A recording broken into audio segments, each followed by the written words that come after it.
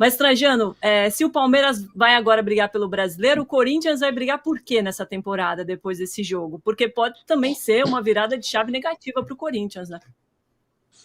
Eu não tenho a menor ideia, porque depois desse papelão de hoje, ele está preparadíssimo para fazer feio no Sul-Americano e no Brasileiro. Agora tem um outro jogo. O Casão falou do jogo da. Só teve um time em campo, né? Verdadeiramente aconteceu isso. O Palmeiras jogou sozinho, porque o Corinthians não jogou.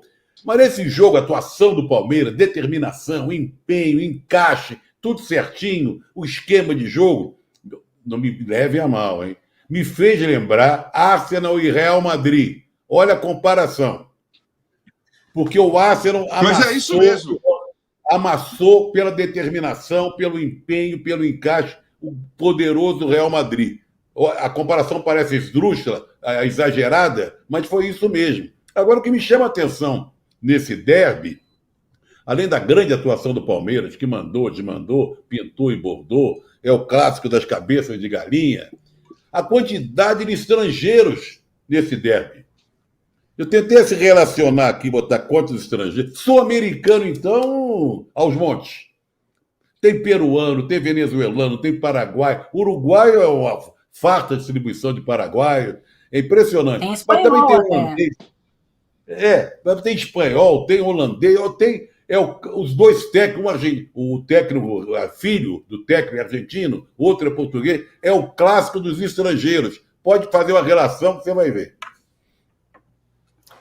Ô, Alice, eu vou repetir essa pergunta do Corinthians. Vai brigar para quê? Olha, tem que tomar cuidado para brigar para não cair, especialmente se resolver dedicar tempo à Sul-Americana. Né? O Corinthians não vai bem na Sul-Americana.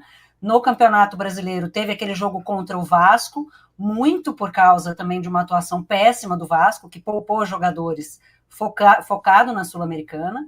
Mas o Corinthians não vem bem e não é de hoje. O Corinthians soube como vencer o Palmeiras na final do Paulista, mas isso acabou mascarando muitos problemas que o Corinthians já tinha, especialmente na ausência do Garro, né? O Coronado que também não está como opção, então o time dependendo muito do Carrilho, dependendo muito do Memphis, que de vez em quando faz uma boa atuação, mas também não mantém uma consistência, e é um time que não consegue, não tem elenco suficiente para jogar essas duas competições em alto nível.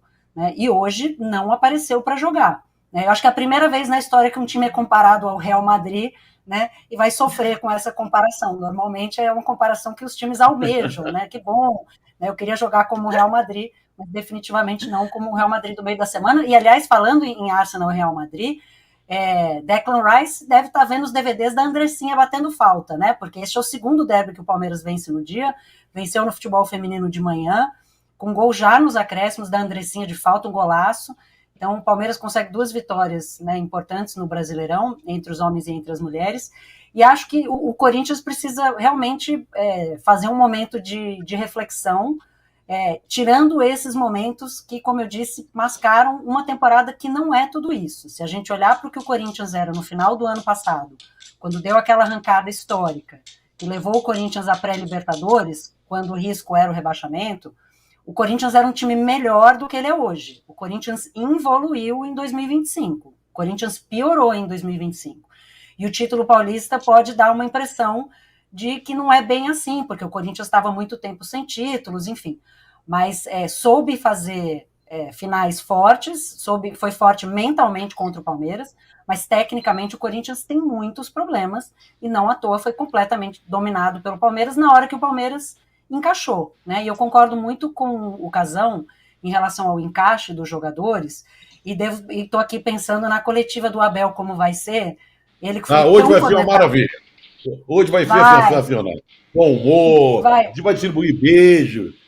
Vai ser uma maravilha. Todos os jogadores que a torcida corneta, né? A torcida chamava o Felipe Anderson de Sleep Anderson, o Giai, que assim não tinha se apresentado ainda para jogar bem, entrou no lugar do Fux para fazer quase uma função ali de um terceiro zagueiro, jogou bem. Felipe Anderson encaixou no time, o time está sem o Veiga, jogando dessa forma.